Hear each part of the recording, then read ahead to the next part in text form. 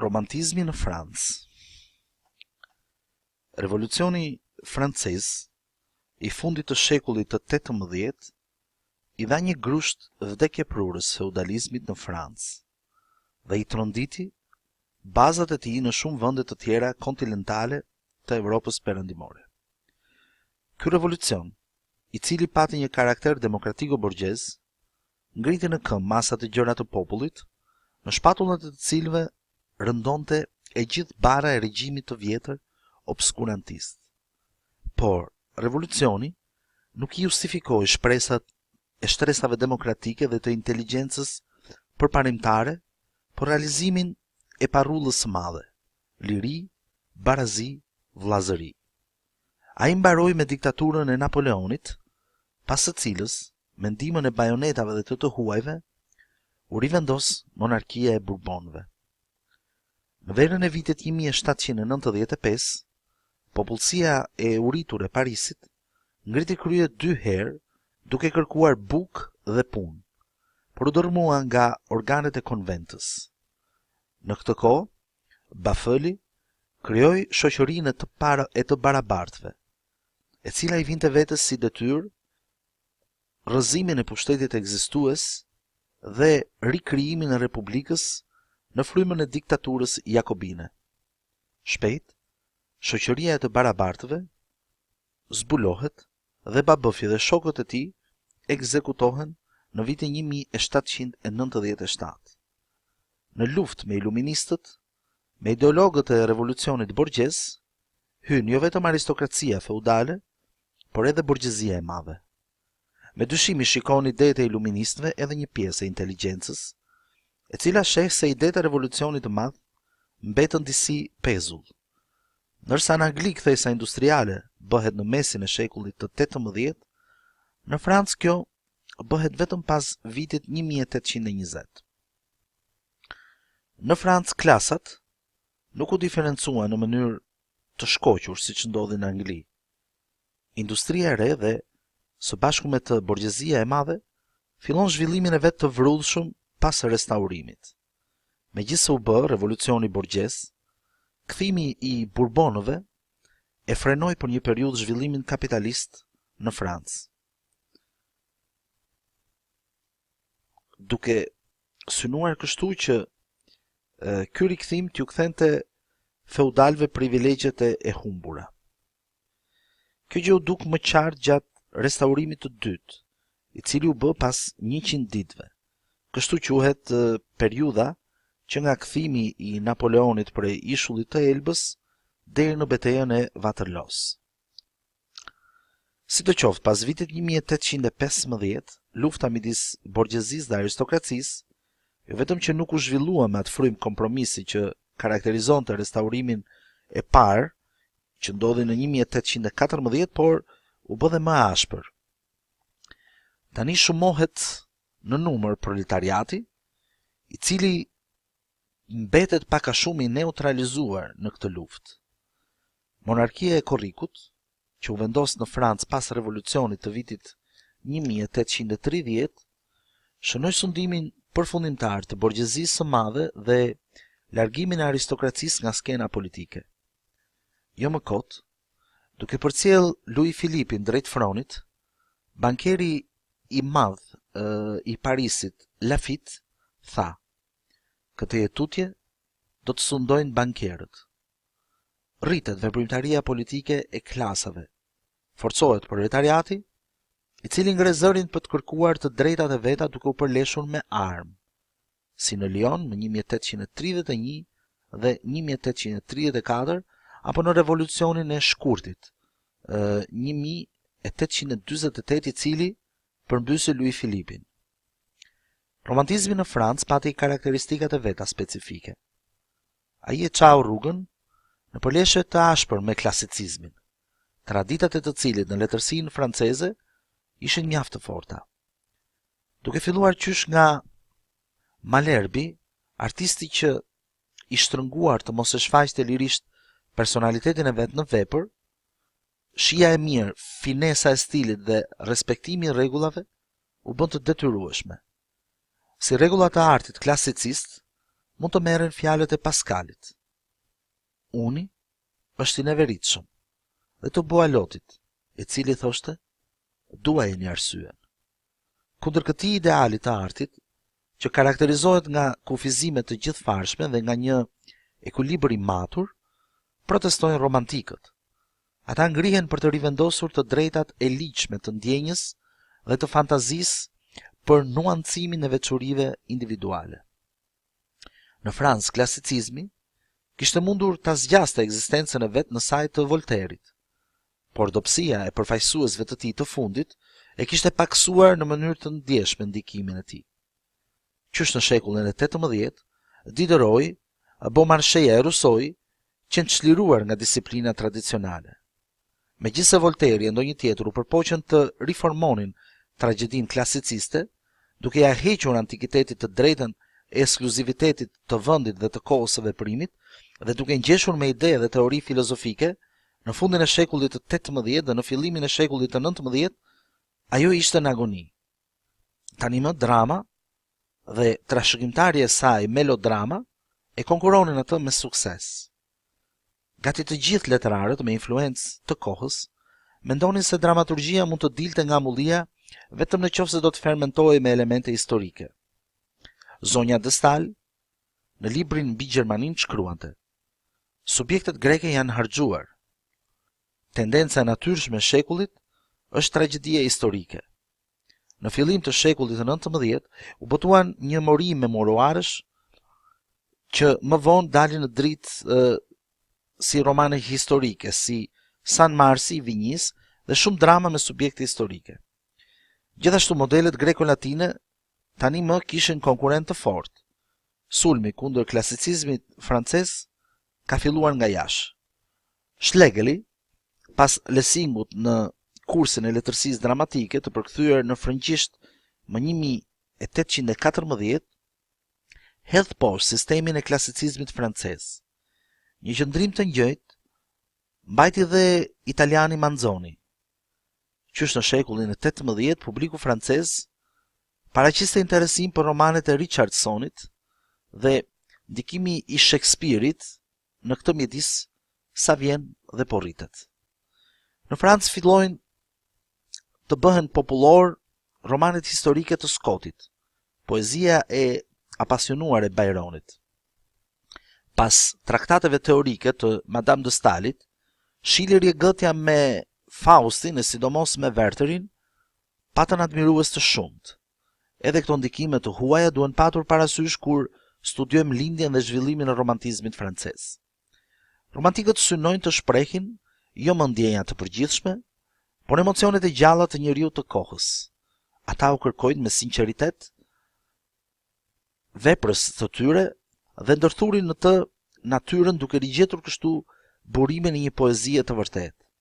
Ata hedhin poshtë me guxim të gjithë idhujt klasik dhe ruajnë një kult të vetëm, por të thellë, atë të së bukurës, që e kërkojnë me ngulm dhe me shumë dashuri. Myseja shkruan: s'ka të vërtet tjetër veç të bukurës, dhe s'ka të vërtet pa bukuri. Duke polemizuar në këtë drejtim me pikpamjen e Boaloit, se vepra duhet ta marrë shkëlqimin e vet nga arsyeja. Në vend të veprave të shkrimtarëve antik, romantikët marrin si modele krijimet e shkrimtarëve modern.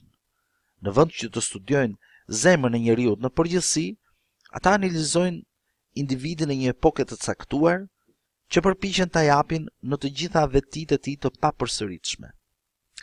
Vetëm një pjesë e vogël e autorësh dhe spektatorësh kërkonin të mbeteshin besnik formës klasiciste, të ruanin të tri unitetet: ndarjen e komikës nga tragjika, formën e detyrueshme të Aleksandrinit e tjerë.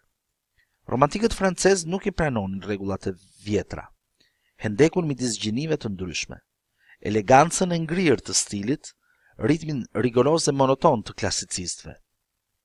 Ata u dhanë të drejtën e qytetarisë të gjitha fjalëve të gjuhës, duke mos pasur kusht tjetër veç tingëllimit të forcës shprehse.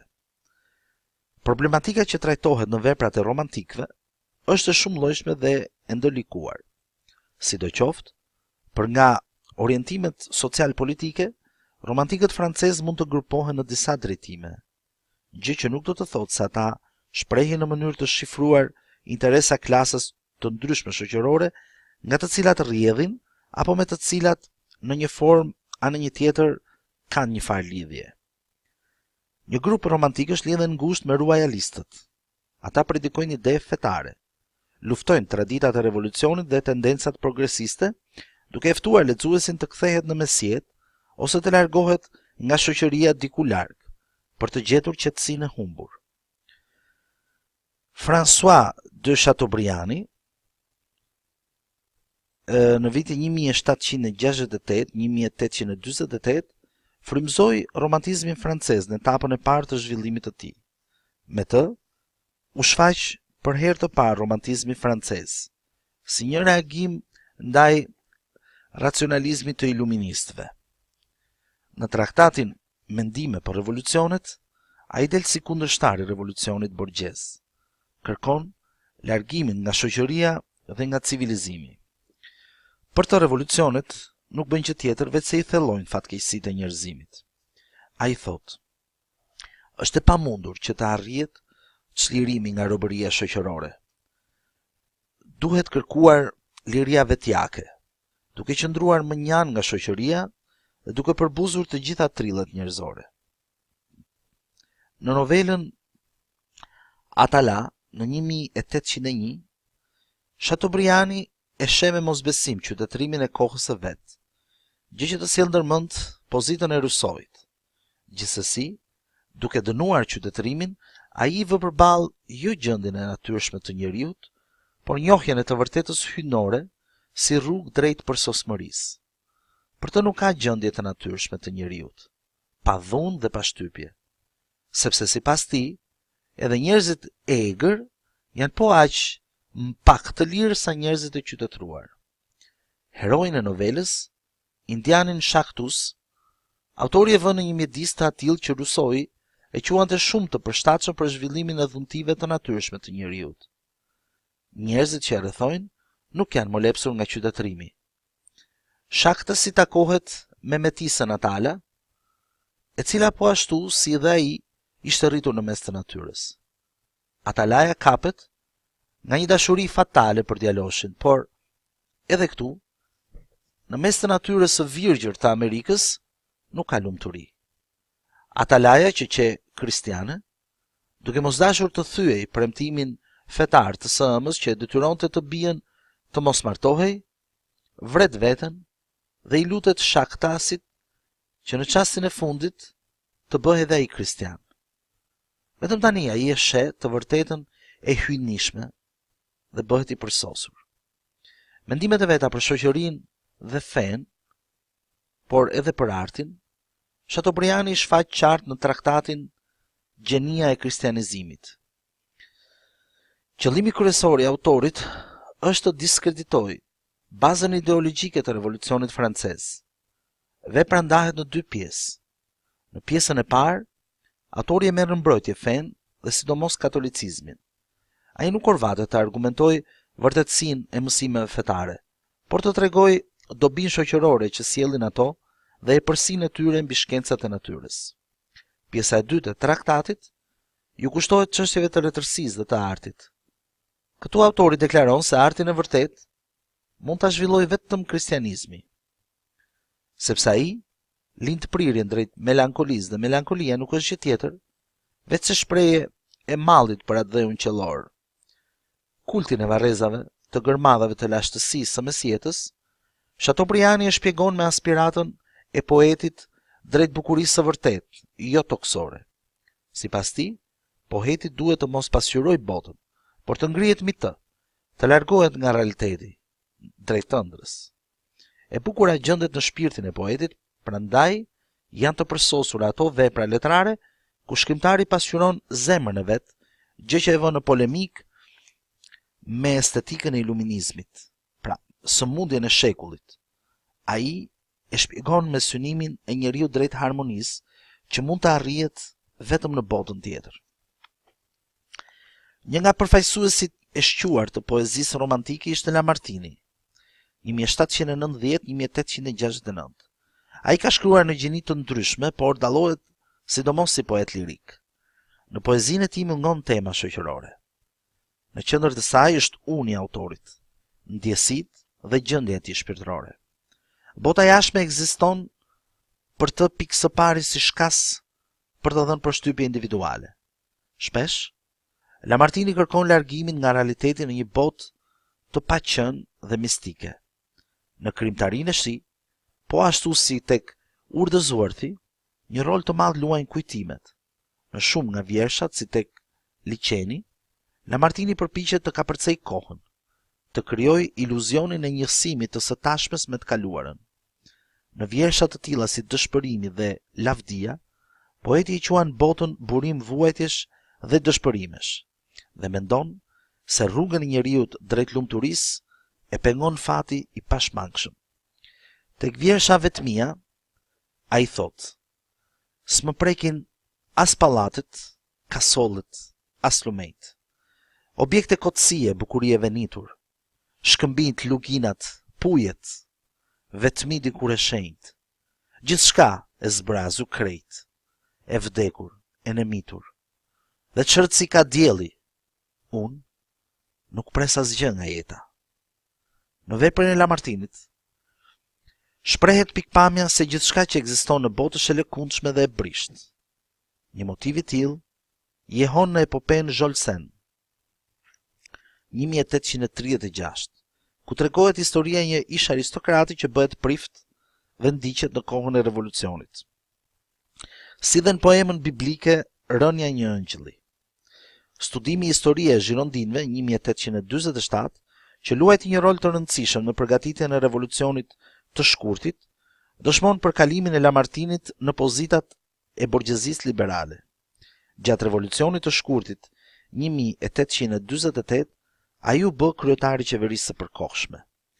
Për sa i përket formës politike, poezia e Lamartinit dallohet për emocionalitetin e vet, për bukurinë e tablove të natyrës, mendimet ëndërrimtare dhe karakterin melodios të vargut. Me veprën e vet, krahas Hugoit, Musses dhe Vignis, ai ndikoi për reformimin e poezisë franceze, që tani më çlirohet nga kufizimet e klasicizmit, e zjeron rrethin e mjeteve shprehse dhe derdhet në një varg të gjallë e të lakueshëm. Një vend të veçantë në krimtaritë e Vignis, 1797-1863, zë tema e fatit të njerëzve të shquar në shoqëri. Në dramën Chartertoni, 1835, autori e kritikon botën bashkohëse si amike të poezisë së madhe. Këto ai e lidh me problemin e fatit të artistit. Bazën e subjektit të dramës e përbën historia tragjike e një njeriu gjenial, poetit anglez të shekullit të 18, Thomas Chatterton, i cili, i mundur nga varfëria e përhershme dhe përndjekjet e kritikëve, vrau veten në moshën 18 vjeçare. Drama e Vignis gërsheton fakte reale të biografisë së poetit të ri me gjëra të trilluara. Chattertoni jeton në shtëpinë e kapitenit John Bell dhe dashuron të shoqen e tij, e cila i përgjigjet kësaj dashurie. Skamja, pamundësia për të bashkuar me gruan që dashuronte, poshtërimet e një pasnjëshme e thyen atë shpirtërisht. Për t'i bërë një favor, kryetari i Bashkisë së Londrës i premton se do të përpiqet ta futë si shërbëtor në një pallat të madh. Poeti e kupton se në një shoqëri të tillë mund të bëhesh njeri i respektuar vetëm po të fitosh para me grushte, se arti nuk pi ujë. Ai thot se e di rrugën e shpëtimit dhe nënkupton këtu vetvrasjen. Problematika e lirikës filozofike të Vignis lidhet me idenë se e keqja në jetë është e pashmangshme, dhe nëse diku në veprën e tij, si në poemën Vdekja e Hujkut, jehon tema e qëndrimit stoik e krenar në çdo situatë deri në vdekje, vepra e tij në përgjithësi përshkrohet nga një frymë tragjizmi. Një vend më vete, zën ata shkrimtarë që përbën rrymën liberale brenda romantizmit francez. Ajo ka një karakter kontradiktor, rrethi problemeve që trajton është i kufizuar dhe rruga e zgjidhjeve të tyre është naive dhe sentimentale. Përfaqësuesit e saj kryesor janë Germain de Stali, Benjamin Constani e Alfred de Musset. Germain de Stali, 1766-1817, ishte bie e bankerit zvicerian Necker, që në kohën e Luisit të 16 u bë ministër i financave. Në sallonin e prindërve të saj, mblidheshin partizanët e monarkisë kushtetuese. Vetë shkrimtare e ardhshme, ishte admiruese e flaktë e Rusojit. Prindrit e martuan me diplomatin suedez baronin de Staël, nga I cili ajo u nda pas pak vjetësh. Revolucionin e priti me entuziazëm, por gjatë diktaturës jakobine emigroi në Zvicër. Veprimtarinë letrare zhvilloi kryesisht në vitet e diktaturës së Napoleonit. Më 1800 botoi traktatin mbi letërsinë, që u bë vepra e parë programatike e romantizmit francez. Këtu letërsinë jugore, pra që ishte ajo e klasicistëve, I vihet përballë letërsia veriore, ose më saktë, romantizmi.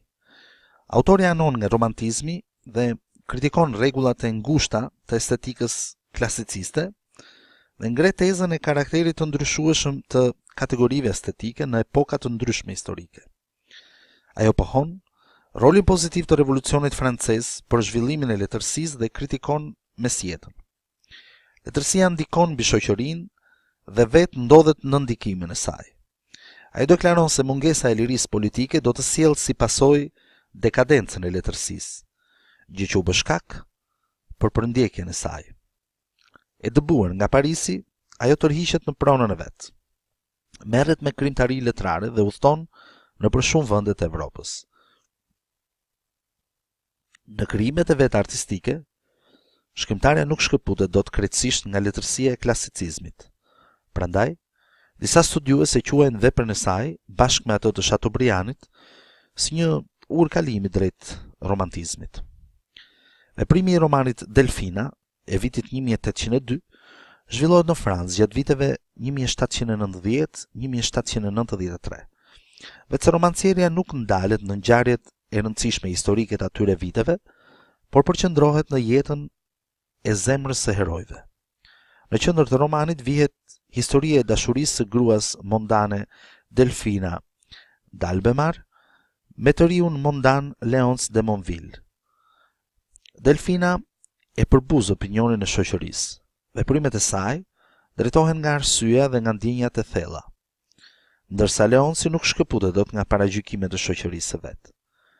Si I vdes gruaja e parë, ai do të martohet me Delfinën, të cilën e dashuron, por nuk ka guxim, sepse Delfinën dikur e kishin shtrënguar të bëhej mungesh, kurse ajo pas pak kohe e kishte thyer betimin dhe ishte larguar nga manastiri. Fatin dramatik të herojve e përcaktojnë paragjykimet e forta të shoqërisë. Romani është shkruar në ndikimin e Rousseauit, por ky ndikim shfaqet ndryshe nga ç'paraqitet në veprën e Chateaubriandit. Kjo duket edhe në formën epistolare të romanit. Mësuesit e heroinës janë iluministët, por ajo nuk arrin të fitojë mbi paragjykimet. Në fundin e romanit, shkrimtarja deklaron se pavarësinë e plot, njeriu e fiton vetëm në ëndra. Në qendër të romanit Corina, I cili është I vitit 1807, është vënë motivi I pajtimit me jetën. Iden kryesore të veprës mund ta shprehë me fjalët e autores. Më mirë ta bësh gruan skllave, sesa pasi ta ke zhvilluar si njeri ta vësh në një pozitë inferiore ndaj burrit. Sikurse Delfina, edhe Corina ndrydhet nga kushtet dhe artificet e shoqërisë. Fati I saj është fati një femre të talentuar që një shoqëri nuk e kupton. Ajo ka ideale të mëdha, do të bëjë një jetë të plot. Madame de Stali I paraqet karakteret e personazheve jo aq si pasojë të kushteve të caktuara shoqërore, por si pasojë e veçorive të vendit. Corina përshkruhet si bi e Italisë plot diell. E kundërt e saj është I dashuri Osvaldi prej Anglisë së mjegullt. Përfaqësuesi një bote prozaike e praktike, ai nuk I njeh vrullet shpirtërore. Është I ekuilibruar dhe indiferent në jetë. Në të njëjtën kohë, Osvaldi del si përfaqësues I një ambienti të caktuar shoqëror. Kur e thërret jatin në Angli, Ai kthehet atje i bindur dhe martohet me një grua të pasur. Në traktatin e fundit mbi Gjermaninë 1810, shkrimtarja shtjellon më tej pikpamjet e veta letrare. Ajo e krahason letërsinë franceze me atë gjermane dhe i jep prioritet romantizmit që ishte zhvilluar në Gjermani. Napoleoni e quajti veprën jo franceze. Në të vërtetë, ai ishte i pakënaqur nga kritika që i bëi despotizmit të tij. Pikpamjet politike të autores janë tipike liberale. Benjamin Constani, i vitit 1767 deri në vitin 1830, njihet si shkrimtar dhe personalitet politik. Ai lindi në një familje protestante që kishte emigruar në Zvicër. Pasi studioi në vende të ndryshme të Evropës, shkoi në Francë. Së bashku me Madame de Stalin, u dëbua prej Napoleonit për pikpamjet e tij liberale. Në mërkim, botoi veprën politike mbi frymën e pushtimeve dhe uzurpimit, e vitit 1813, drejtuar kundër Napoleonit. Pas disa dredhash në pikpamjet politike dhe pas thyerjes përfundimtare të Napoleonit, ai bëhet antar i dhomës së deputetëve dhe ngrihet kundër monarkisë së Burbonëve, nga pozitat e liberalizmit. Parimet e të cilit i ka formuluar në kursin e politikës kushtetuese 1818. Duke ndjekur këtë politik në kohën e revolucionit në vitin 1830, Konstani ndihmoi për vendosjen e monarkisë së Korrikut. Konstani ka hyrë në letërsi me romanin e tij të vetëm Adolfi, i shkruar në 1805-1806 dhe i botuar më 1816. Në të gërshëtohet analiza racionaliste e ndjenjave, pasioneve njerëzore me paraqitjen e personazheve me karakter në thelb romantik. Nga ndjenjat e veta të lëkundura, nga mërzia dhe pakënaqësia e vet, Adolfi u ngjan heronjve romantik. Plot pasion romantik jepet dhe e dashura e tij Eleonora, që i hedh poshtë të gjitha konvencionet në emër të një dashurie që gëlltit gjithçka e që në fund të fundit e çon deri në vdekje. Pushkini thot, Benjamin Constani, që i pari që ngjorri në skenë atë karakteri i cili më vonë u popularizua nga gjenia e Lord Byronit. Ndërsa vetë Byroni e çmonte romanin, por shtonte se që si zor të popularizohej e të gjente jehon të gjerë, pasi kishte një kolorit shumë të errët. Adolfi është një nga romanet e para ku deli ashtu quajturi njeri i tepërt, i kapur nga brenga e shekullit. Këtu është treguar në relief psikologjia e paqëndrueshme individualiste e njerëzve që vuajnë nga deziluzioni dhe mundësitë e një epoke tani më të kaluar, që jetojnë në një kohë të zymt dhe përpara tyre nuk shohin vetëm një horizont plot të re. Alfred de Musset, 1810-1857, zë një vend më vete në romantizmin francez, në etapën e fundit të zhvillimit të tij. Vepra e tij përfaqëson krizën e romantizmit. Vëllimi i parë me poema Rrëfenja të Spanjës dhe të Italisë 1828 e vuri Musset në radhën e poetëve më të shquar romantik. Poema karakterizohet nga prirjet e revoltës dhe të gëzimit të jetës. Ato kanë një frymë sensuale, disa herë libertine dhe përshkrohen nga një humor plot gjallëri. Autori kap subjekte të jashtëzakonshme. Ai ignoron të gjitha rregullat e poezisë klasike. Nga ana tjetër, Musset ironizon dhe emfazën e romantikëve. Duke himnizuar pasionet e rrëmbyera të heronjve të vet, ai në të njëjtën kohë sikur qesh me to. Qysh në këtë vëllim, poeti del si mjeshtër i vargut.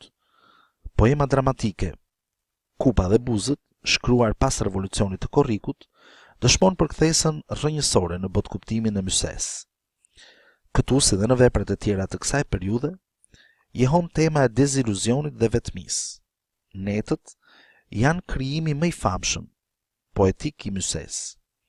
Në qendër të tyre është figura e poetit të vetmuar dhe të dëshpëruar, të larguar dhe nga miqt edhe nga e dashura.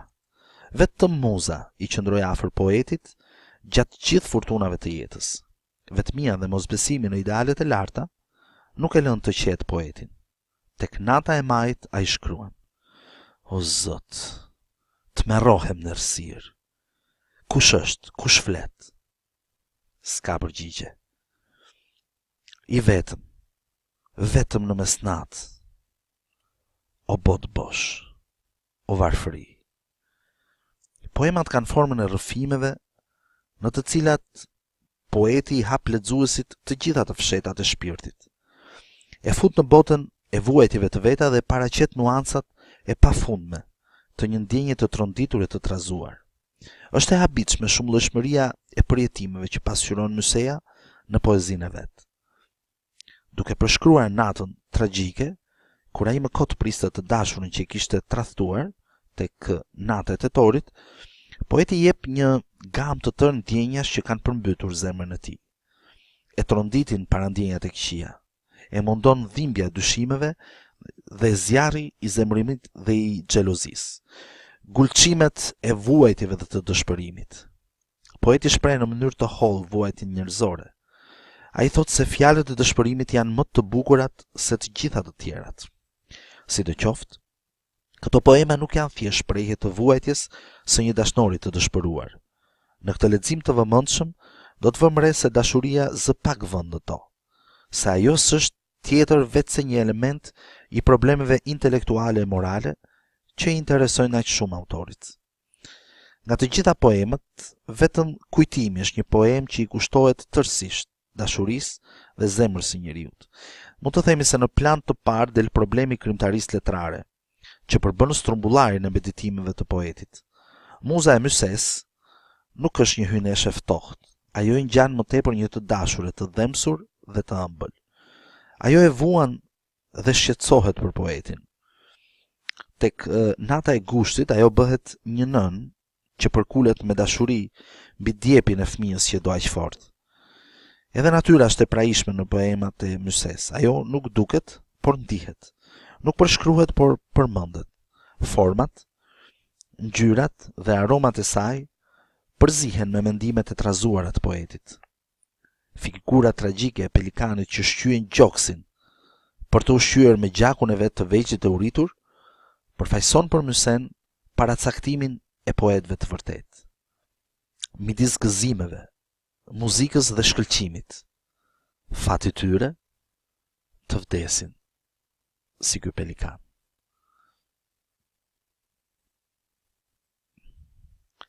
Vetëm në strofat e fundit të poemës, Nata e tetorit, në lirikën e Myses depërtojnë motivet e qetësimit.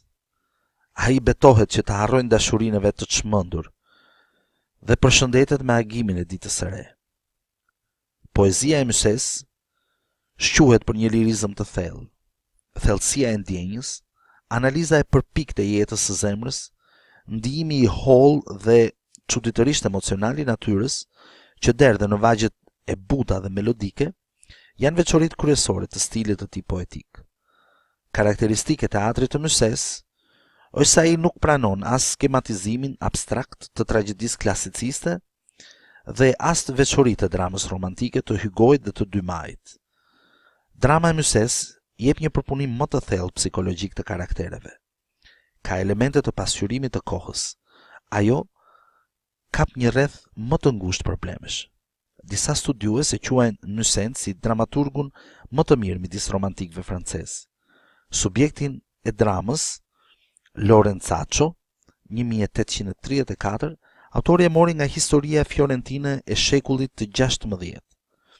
Por tema e vrasjes së Tiranit paraqiste një interes aktual në ato vite ku njëri pas tjetrit po bëshin atentate kundër jetës së Louis Philippit. Lorenzaccio është edhe personazh historik edhe një figurë që mishonon brengën e shekullit. Në figurën e tij kontradiktore, ndërthuren tiparet e dy karakteret të ndryshme të bijve të shekullit, ëndërruesi romantik edhe skeptiku e ciniku. Heroi i dramës, duke mbajtur maskën e një të riu të përkëdhelur e paparime, në të vërtet vazhdimisht mendon për misionin që ka marrë përsipër. Por Lorenzaccio është i mbërthyer nga një skepticizëm shumë i thellë. Ai nuk beson se vrasja e Tiranit do ta ndryshojë gjendjen. Ndjenja e vetmisë absolute nuk e lëshon deri në fund. Ai nuk ka asnjë ideal. Autori miraton mendimet e heroit vet. populli paraqitet në inaktivitet. Republikanët jo vetëm që e tradhtojnë Lorenzachon, por bie në kompromis me Tiranin e ri. Lorenzachon e vrasin pas shpinë njerëz të paguar nga kundërshtarët e tij, partizanët e despotizmit të ri të porsavendosur. Drama ka elementi të një kritike të fortë, vëndëvëndes pikat një ironie mprehtë. Vëzhgimet e autorit janë shumë të sakta, por fundi i saj është pesimist. Myseja dyshon se lufta për të ardhmen mund të sjellë rezultate pozitive. Më vonë në veprën e Myses do të shfaqen motive e tipare të reja. Në romanin Rrëfimi i një biri të shekullit në 1836 depërtojnë elemente realiste. Shkrimtari Orvatet ta shikoi heroin e vet romantik në një dritë të re, të kuptoi arsyet e deziluzionit të tij të thellë. Këtu Myseja, ndryshe nga romantikët e tjerë, kërkon të jap një shpjegim më objektiv të pesimizmit, të deziluzionit dhe mosbesimit që karakterizon njeriun e kohës. Jo shumë kohë më parë, Franca bëri një kthes të madhe historike. Ishte një kohë që njerëzit vdisnin nëpër barikada, përlesheshin në frontet e luftës, sakrifikoheshin për qëllime të larta. Njerëzit, thot Myseja, kishin mëse të jetonin. Por kjo epokë heroike mori fund dhe erdhën ditë monotone, muzgu i historisë. Rinia shkon të zbehet në idealet e veta të dikurshme. E djeshmja ka ikur, e nesërmja s'po duket ende. Këtu, thot shkrimtari, duhet kërkuar arsye e gjendjes pa rrugdalje të rinisë së kohës së tij. Në roman, Myseja tregon historinë e Oktavit, një të riu që ka pësuar një deziluzion në dashuri. Tradhtia e së dashurës e ka bërë të humbas besimin jo vetëm në dashuri, por edhe në jetë. Miku i tij, mjeku Déjeuner, një cinik i shthurur, e fut në rrethin e rinisë së artë, që e kalonte jetën me aventura dhe pa qëllime. Vdekja e Atit e detyron të kthehet në vendlindje. Ai shkëputet nga kjo jetë dëboshe dhe një dashuri e re e shkund shpirtërisht. Ndryshe nga shumë heroj romantik, Oktavi ka përcen egoizmin e vet dhe bindet se kuptimi i jetës nuk është kënaqësia e pasioneve të veta të ngushta. Në fund ai rregullon lumturinë e së dashurës me një tjetër dhe largohet. Oktavi është i kënaqur që nga të tre vuan vetëm ai. Motivi i sakrifikimit që jeton në disa vepra të Myses të shkruara gjatë viteve 30 është shprehje e protestës së autorit kundër cinizmit të moralit bashkohës. Krimtaria e Alfred de Musset është mjaft kontradiktore. Në veprën e tij gjejmë motive e gjendje shpirtërore të ndryshme, karakteristike për të gjitha rrymat e romantizmit francez. Në krijimet e mesit të viteve 30 dallojmë një prirje ku del më qartë e ku më e veshur për të dhënë shpjegime dukurive shoqërore të epokës dhe për të gjetur rrënjët e rebelimit romantik dhe të brengës së shekullit. Në krimtarinë e disa shkrimtarëve si Béranger, Georges Sandi dhe Victor Hugo kanë ndikim të dukshëm idetë demokratike dhe ato të socializmit utopik. Béranger 1780-1857 ishte një nga poetët më popullor të kohës së vet. Këngët e tij politike me karakter thellësisht aktual kalonin gojë më gojë. Ato këndoheshin kudo, në rrugë, në demonstratat politike dhe në barrikada. Më 1813 Béranger shkroi Mbreti i Veto, një satire holl drejtuar kundër Napoleonit të parë, kundër politikës së tij të jashtme dhe të brendshme. Megjithse në përgjithësi poeti mbante në qëndrim pozitiv ndaj Napoleonit, ai ndinjohet nga luftrat e tij grabitqare dhe shtypja e lirisë së popujve. Gjatë restaurimit, Béranger hyri në luftë të vendosur kundër monarkisë reaksionare të Bourbonëve. Duke kushtëzuar asketizmin dhe obskuratizmin e ideologjisë zyrtare, në disa nga këngët e veta, ai propagandon një model epikurian. himnizon lidhjet e lira të dashurisë. Kënga Kokarda e bardhë është thurur si një kantat, parodi i falënderimi për nder të intervencionistëve. Në zjarr bisede miqësore në pim me thirrje gazmore, për të huajve fitore në tokën tonë atërore. Poeti parodizon me indinjat politikën e jashtme të regjimit të Burbonëve, bashkimin e tij të turpshëm me lidhjen e shenjtë reaksionare dhe vën në lojë politikën e terrorit policor. Ai tallet me censurën e egër. Tani poezia e tij merr një ngjyrë të fortë realiste. Botës së reaksionit, këngëtari popullor i kundërvë popullin, si viktim e shtypjes dhe luftëtar kundër saj. Ruajtës i ideve të revolucionit të shekullit të 18, qysh në lidhjen e shenjtë të popujve, shkruar më 1818, lidhjes së shenjtë të reaksionit evropian, ai vinte përballë ëndrrën e vllazërimit të popujve të lirë. Populli është vetmja shtresë me të vërtet patriotike. Populli është ai që ruan kujtimin e shenjtë të revolucionit. Beranger i ka kushtuar një sër vjershash Napoleonit, në të cilat e ngre figurën e tij për të sfiduar regjimin e restaurimit. Në kundërshtim me të vërtetën historike, Napoleoni për Beranger merr tiparet e pasardhësit të revolucionit të 1789-s. Vjershat kushtuar Napoleonit i bën pas vdekjes që poetin ta quanin pa të drejtë si partizan të dinastisë së Bonapartëve. Me dhimbjet sinqert i vajtoi Beranger luftëtarët e rënë gjatë revolucionit të korrikut. Ai që i sigurt se nuk do të kishte forcë në botë që të nënshtronte popullin francez, i cili kreu revolucionin triumfues. Fill pas revolucionit të korrikut, Beranger mendonte se detyrën e vet si këngëtar ai e kishte kryer. Por shpejt u bind se duhej ta vazhdonte edhe më me ngulm luftën për mbrojtjen e interesave të popullit. Beranger beson në një të ardhme të lumtur. Duke ndjekur mësimet e socialistëve utopist, nga fundi i viteve 30, fillon t'i ftoi të shtypurit për paqe sociale. Ai shkruan vjersha që dënojnë revoltën si diçka që nuk ndihmon në zhvillimin e shoqërisë. Vetëse poeti nuk hiq dorë nga lirika shoqërore. Tek Krimbat, ai zbulon me ashpërsi karakterin grabitëqar të monarkisë së korrikut. Sidoqoftë, dyshimi në forcën e masave popullore e bën që të thras me dëshpërim. Oh, Zot, shpëtoje Francën dhe lavdinë e saj nga këta Krimba, lindur vapës së korrikut. Revolucioni i shkurtit i thelloi edhe më tepër lëkundjet e Berangers. Kryengritja e punëtorëve të qershorit e shqetësoi, por ai nuk mbeti një konstatues indiferent i ngjarjeve. Duke marrë shkak nga ngjarjet e dhjetorit të vitit 1851, i bëri thirrje popullit t'ja ketë mendjen Louis Bonapartit se kërkon t'ja hedhë dhe të bëhet sundues autokrat. Shpalljen e perandorisë së dytë e priti në mënyrë negative. Shqiponja i la botën gargujve si trashëgim, thot me ironi poeti në njërën nga këngët e veta. Napoleoni III donte ta bënte për vete, por ai asnjëherë dhe asnjë njeriu nuk ju shit në jetë.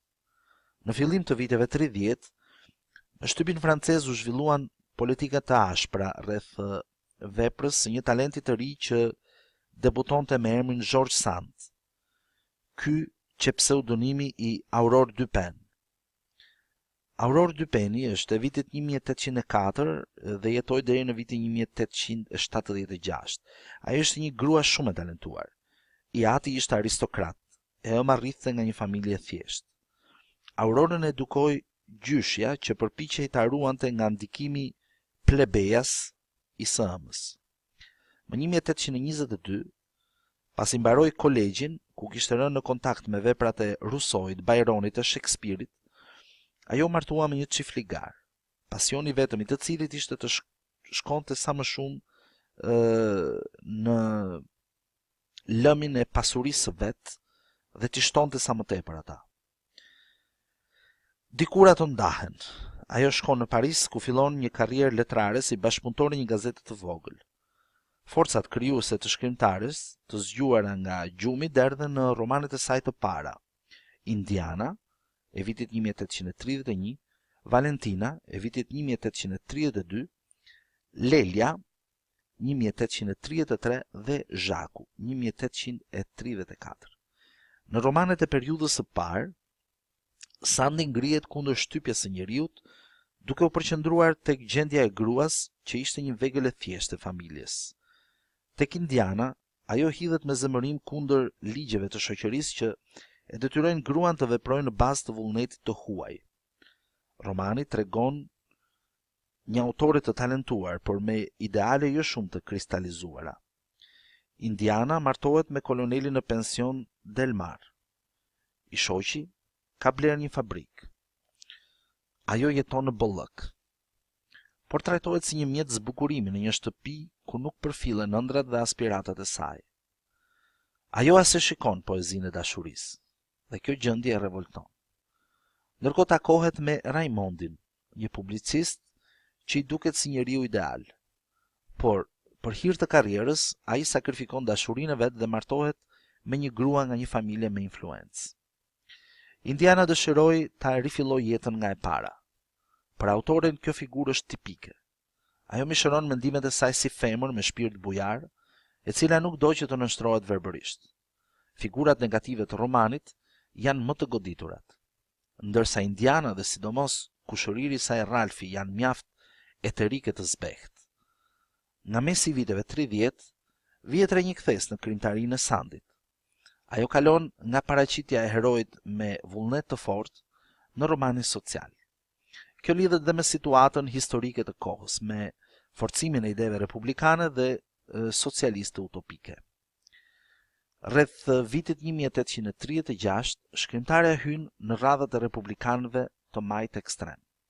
Afrohet me idetë socialiste të Saint-Simonit dhe të socialistit Christian Pierre Leroux. Në këtë periudhë shkruan romanet Mopra dhe Horasi, që përbëjnë një etapë kalimtare në krijimtarinë e saj. Për të shkruar romanin Horasi 1841, George Sandi u shty nga kryengritja e Parisit në majin e vitit 1839. Përvoja shoqërore e politike e bëri të ndryshonte pikpamje për heroi romantik. Horasi u ngjan herojve të Balzacut, sikurse Rastignaku e Lucien Chardoni, ai orvatet të bëj karrierë me çdo çmim. Prandaj, herë u afrohet republikanëve, herë, duke u trembur pasojave, shkon me shpejtësi në provincë ku orvatet të hyjë në sallonet aristokratike. Pasi fiton dashurinë e mirtës, ati nuk i vjen rënd të jetojë me kursimet modeste të kësaj rrobaqepseje. Po kur merr vesh se ajo është me barr, me sjelljen e vet fyese e detyron të ikë prej tij dhe të arrit vet fëmijën e ndjekur nga varfëria. Përballë Horasit, shkrimtarja vën njerëzit e popullit. E tillë është Mirta.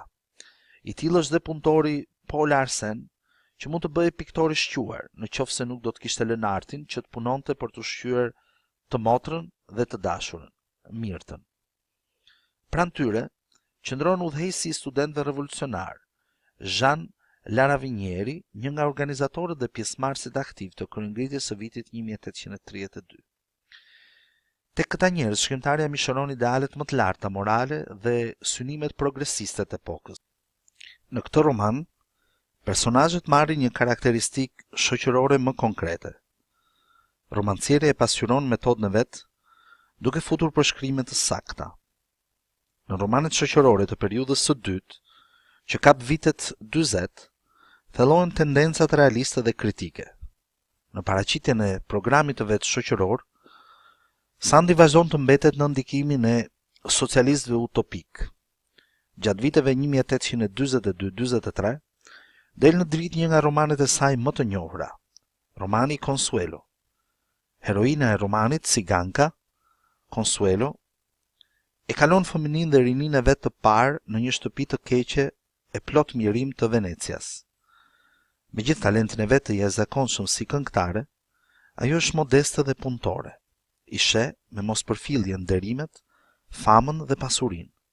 Ajo bashkon në vetvete gjithçka të shëndosh, të pastër, që sheh shkrimtare tek populli. Endjet e Consuetus nga Venecia, plot diell në kështjellën e ngrysur të Rudolstadtit në Çeki, vajtja në Vjenë e në oborrin e militarizuar të Friedrichut të dytë të Prusisë, shërben si material për një tablo të gjerë të zakoneve të jetës së kësaj epoke. Në roman tingëllon me forcë tema e luftës kundër shtypjes. Shkrimtarja flet me entuziazëm për luftrat husite.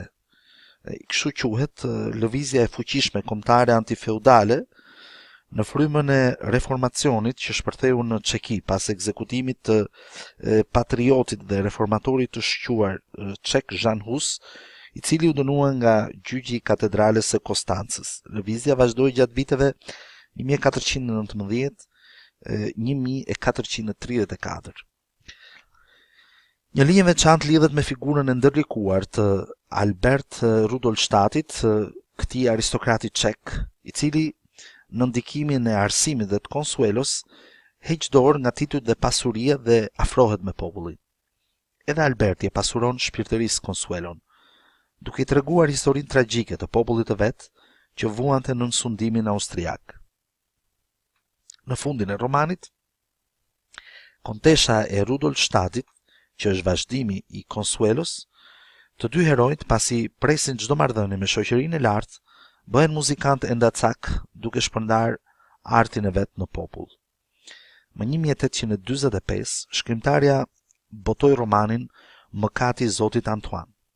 Një nga personazhet e romanit është fabrikanti Cardone, që sillet si despot i vrazhd me punëtorët dhe kërkon një nënshtrim absolut nga e shoqja dhe i biri. Veprimtaria e tij nuk sjell asgjë të mirë. Ajo bie në kundërshtim me ligjet e natyrës dhe njerëzisë. Në frymën e pikpamjeve të socialistëve utopik, romancerja pohonte se kontradiktat sociale mund të zgjidheshin me rrugë paqësore, nëpërmjet aleancës së përfaqësuesve më të mirë të klasave të larta me popullin. Protagonisti i romanit është i biri i Cardones, Emili, një nga ata ndërrues dhe kërkues të së vërtetës, figurat e të cilëve kishte aq qef t'i vizatonte George Sandi. Sido që ëndra e tij për shoqërinë e së ardhmes janë të mjegulla, ai e di se kjo duhet të jetë një shoqëri e barazisë, e drejtësisë dhe e lumturisë së përgjithshme. Në romanet e veta Sandi, jo rrallë, fut figura aristokratësh të penduar. I tillë është Antoine Chateaubriand, që bën një jetë për fshatarit të thjeshtë. Ai ndjen veten të qetë midis njerëzve të popullit, midis punës dhe gëzimeve të tyre të vogla. Fabrikantit Cordone i ri përballë zdrukthari Jean.